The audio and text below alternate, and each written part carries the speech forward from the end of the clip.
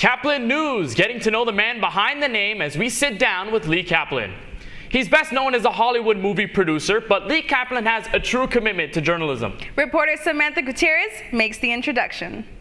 From a family of educators, Lee Caplin continues to give back to education by facilitating a dream and donating $10 million to the Lee Caplin School of Journalism and Media here at FIU. I think we have a chance here on this campus to make the best journalism school in the country. Just the other day, they said that the student content produced out of FIU now, today, is the best student content in the nation.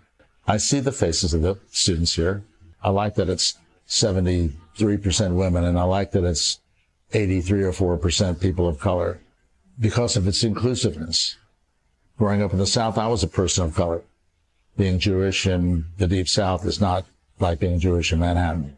He grew up in Washington with his father in the 60s and went to high school with classmates whose fathers were journalists. And so I lived in a world of journalists. I lived in the world of the Washington Post. So I had a very close relationship with journalism.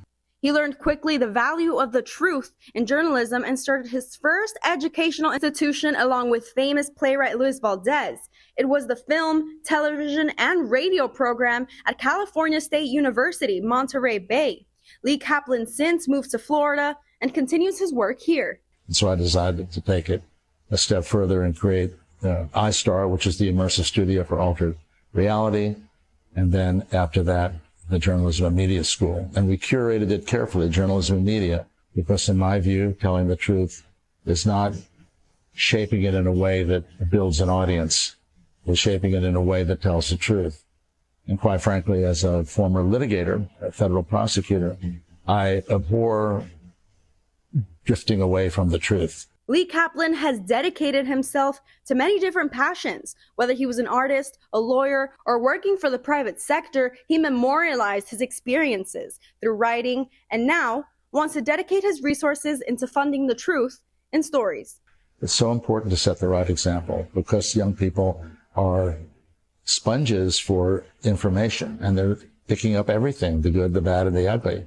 And I think the chance to combat that is an important opportunity, not only for students who are growing up in this era, but for me to see that it can be changed with the right people at the right time. I'd like to get a little more good going for us. Now, with Lee Caplin as our funder, we've entered a new era of innovation and journalistic excellence. For Caplin News, I'm Samantha Gutierrez.